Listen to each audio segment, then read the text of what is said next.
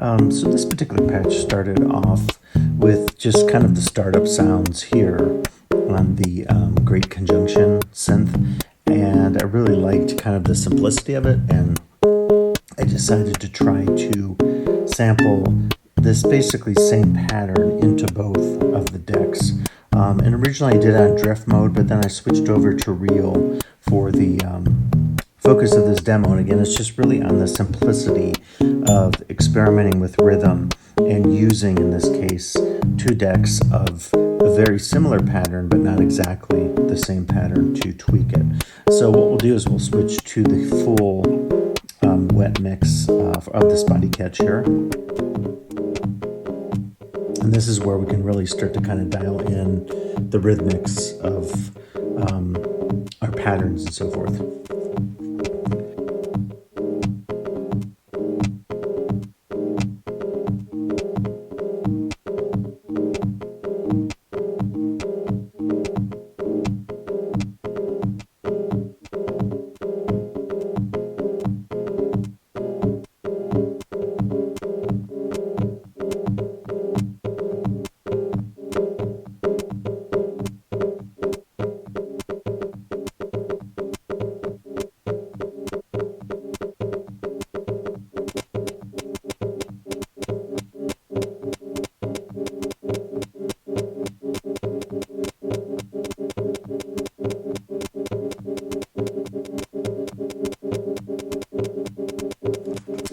And what I typically do with this is I just adjust the position and size on both of the decks.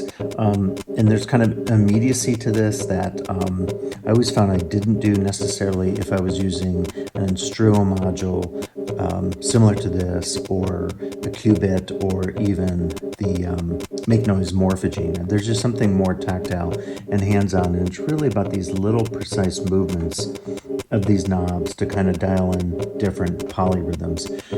In this case, I kept the panning, the mix kind of in the center. That's how I wanted it. In other experiments, I might put one deck hard right and the other one hard left and so forth, just to kind of have more panning going on. But what's cool about it is you can get different rhythms and then also different timbres, because at that kind of micro level, when you're hitting part of the sample in here, you might be getting the next sort of drum or beat, part of a beat that's playing at a micro level here from the Great Conjunction FM synth. So we can kind of continue to dial this in. And then I also sometimes adjust the envelope, sort of not even in that traditional sense of being an envelope, but sometimes you can, and it sometimes produces cool polyrhythms. But in other cases, it kind of acts almost just like a VCA, depending on the loop that's going. So we'll just leave those there.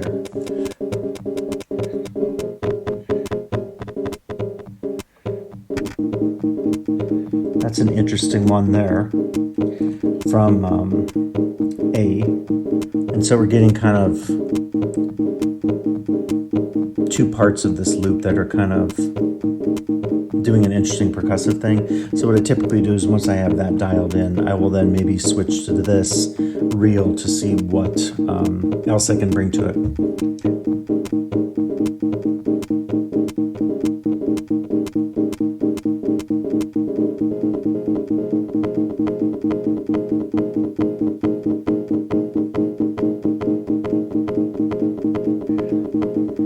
And we can also hit reverse,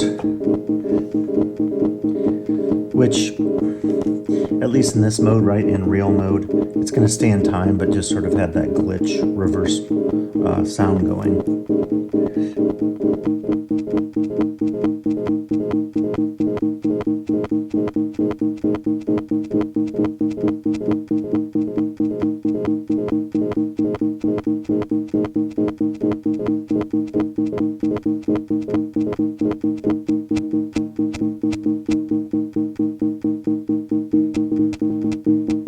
Go back to forward play.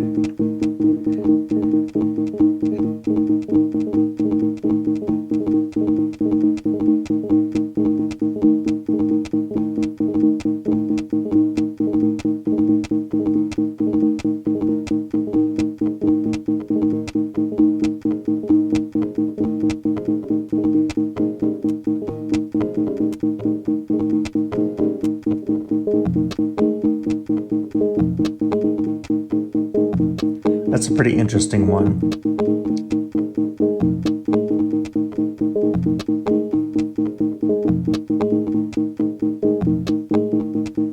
And you see it's real easy to get some quick polyrhythms. And again, I'm not even adjusting, keeping these at the neutral pitch, if you will, at 12 o'clock. I'm just adjusting position and size. And occasionally the envelope, although with some loops, if it doesn't have an effect, I just kind of leave it alone.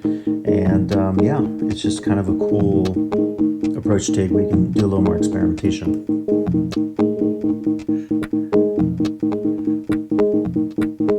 Pull the size really low or small. Audio rate.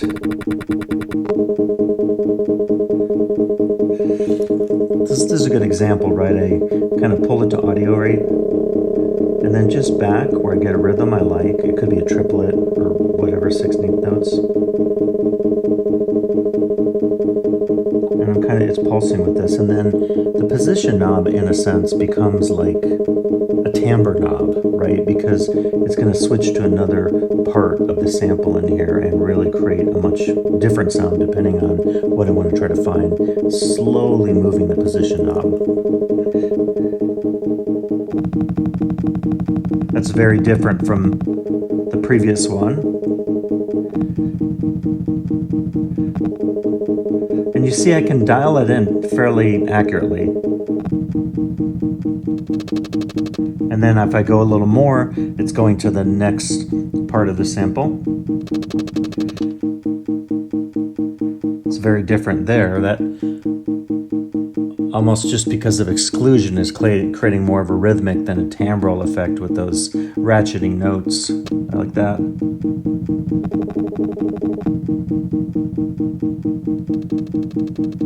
Just kind of slowly pick up on the next part of the sample, but pull it back until I get some exclusion, like that. You could hear there's a little out from this reel before I move it into the next part of the sample.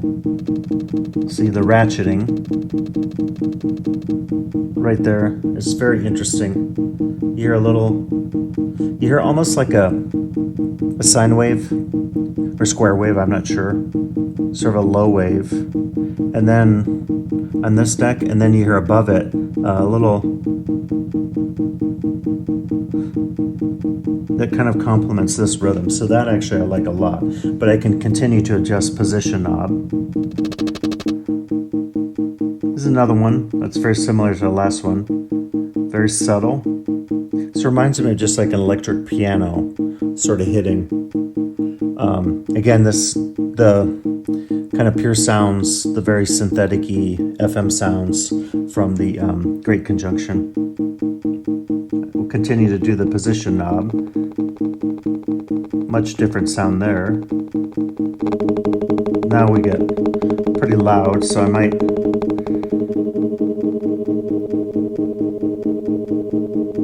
So that's kind of a good example of using the envelope function here. In a sense, it's also working as a VC. If you notice, it was really loud here. And then here, adjusting attack and release, it becomes more rhythmic. So that's a pretty cool feature. That's really cool.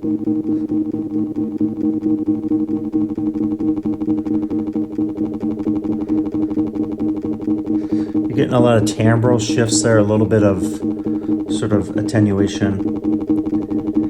You almost hear two pitches on top of each other like harmonics. That's really cool. And I could adjust size if I wanted to, but I like this particular. This is probably the best so far. That's very harsh.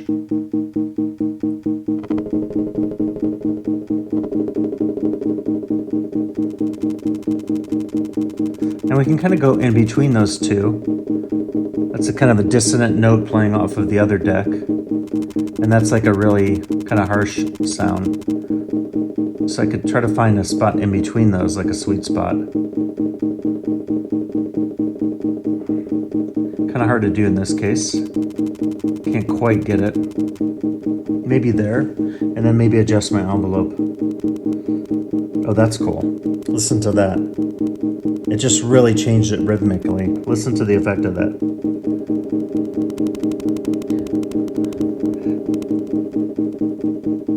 So it's another way to really dial in your rhythms quite nicely. That's very cool. Listen to that. Listen to this subtlety.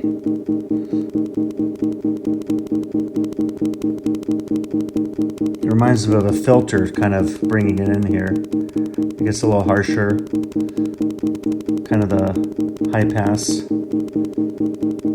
little resonant.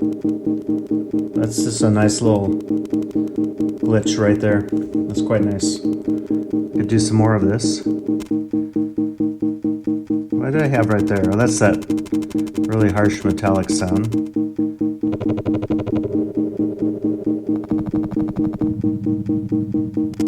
There was one right there.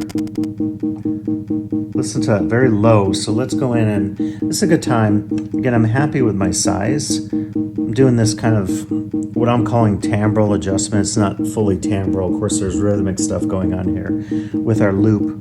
But let's use our envelope to further kind of change the quality of this. And again, we don't know what the change will be. Will it be rhythmic? Will it be timbral? Will it be volume, sort of attenuation?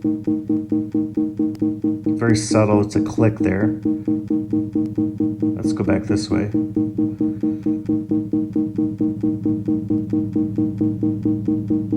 That's pretty cool. You're hearing a click.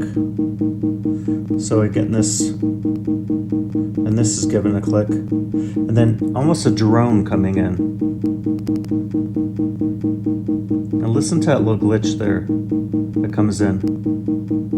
I'd love to be able to dial that in, but maybe it was a momentary thing. Let's see. No, it's there. Yeah, low.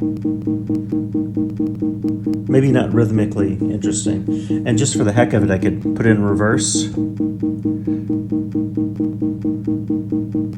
Doesn't do a heck of a lot to it. So yeah.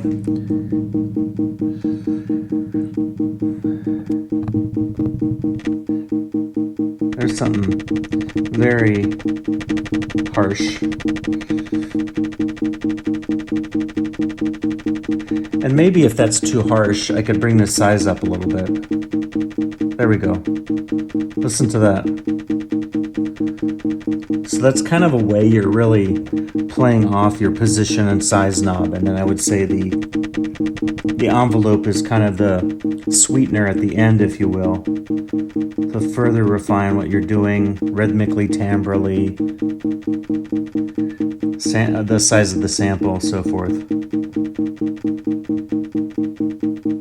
Now the rhythm's quite contrasting with this deck here, which has stayed consistent the whole time.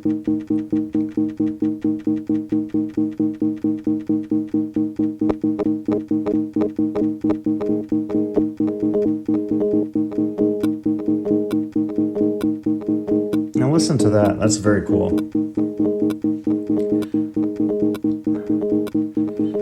And again, it's very polyrhythmic with what's going on here. I like that quite a bit.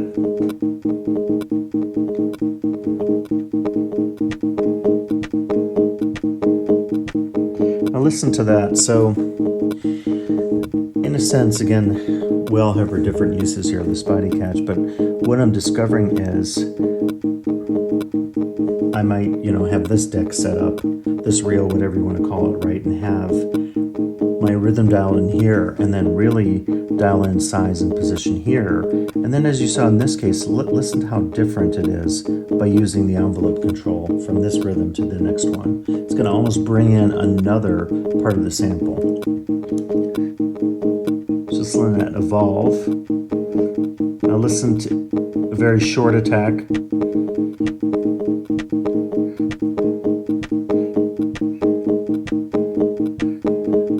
Dial it all the way down. Let's try it.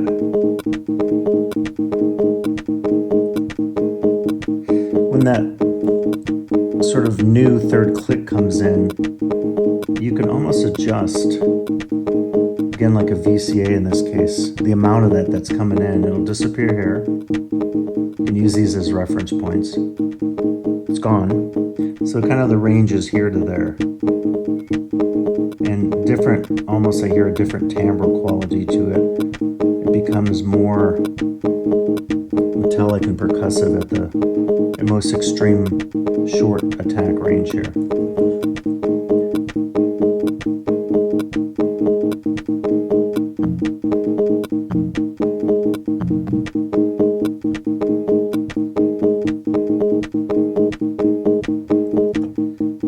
And again, I could literally do that forever. So that was kind of fun, just using it in real mode. But I originally sampled these in Drift. And Drift, to me, just the way I'm using it, I haven't messed with Slice too much, but Real, I can do these kind of rhythmic, minimalistic, percussive things.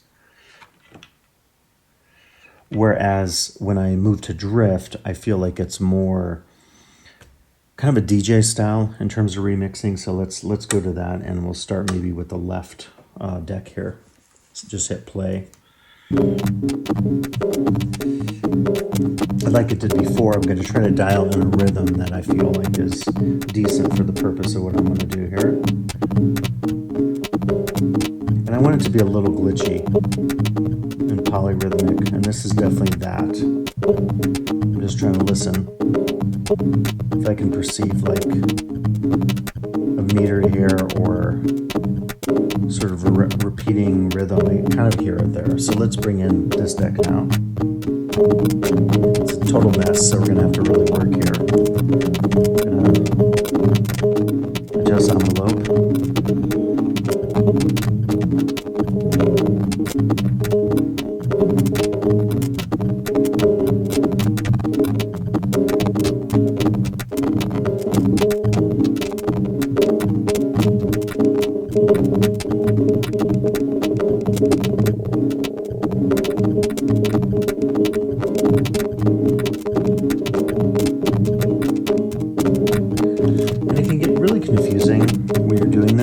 So I feel like using the size knob, moving it more towards audio rate like this, I can hear that pulse.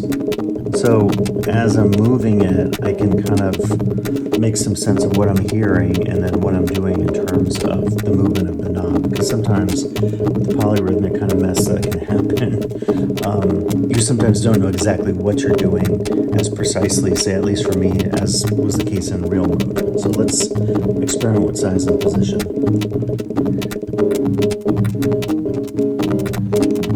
Maybe just B.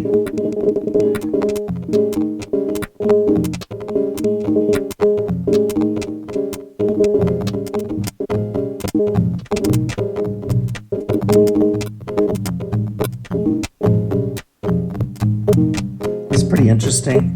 So what I could do is bring A back in and make adjustments to either deck to sort of, quote, get it in time a little better.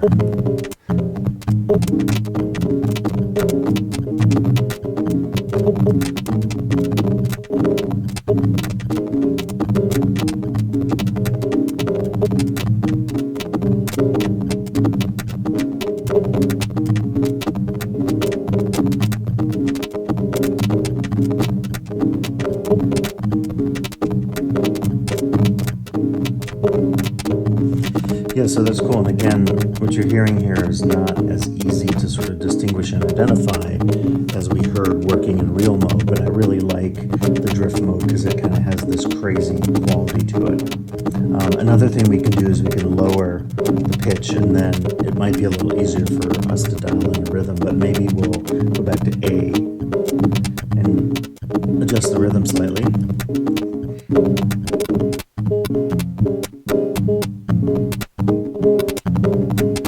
Oh, listen to that.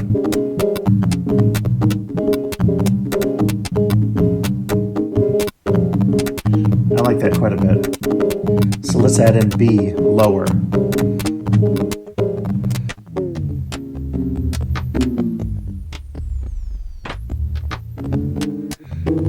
I don't know how that's going to work with this pitch, but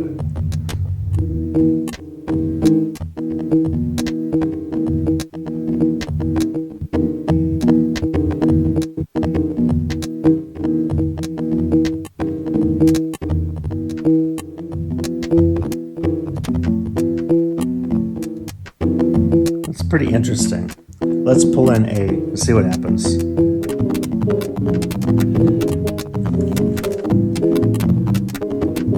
Yeah, it seems wonky, doesn't it? Let's adapt it a little bit.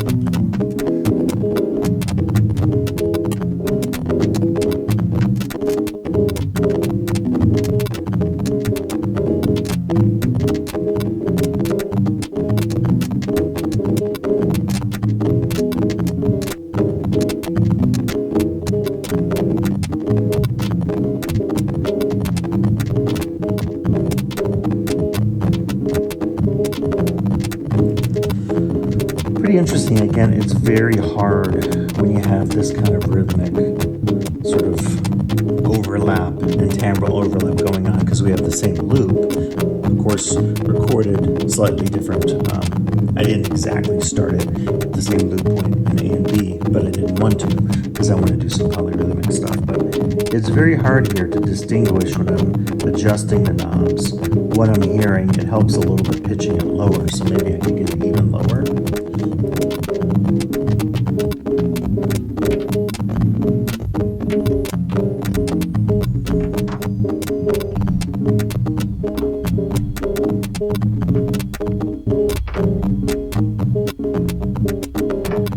I hear a little.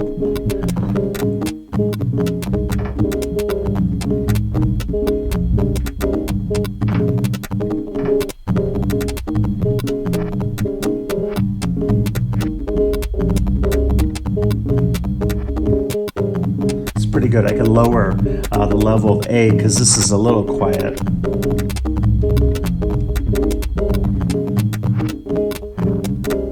But yeah, I kind of like that. This kind of has a glitchy sound, that reverse sound. And again, it's just kind of a process to use a really simple sample that you put in both decks, perhaps offset a little bit, and then in this case experimenting with real mode, which is allowing for finer kind of rhythmic timbral adjustments, whereas I think in drift mode you get this crazier kind of lively movement of the sounds, the samples, in both the A and the B decks. So more fun experiments here with Spotykach, and as always, I appreciate you listening to these videos. Thanks for listening.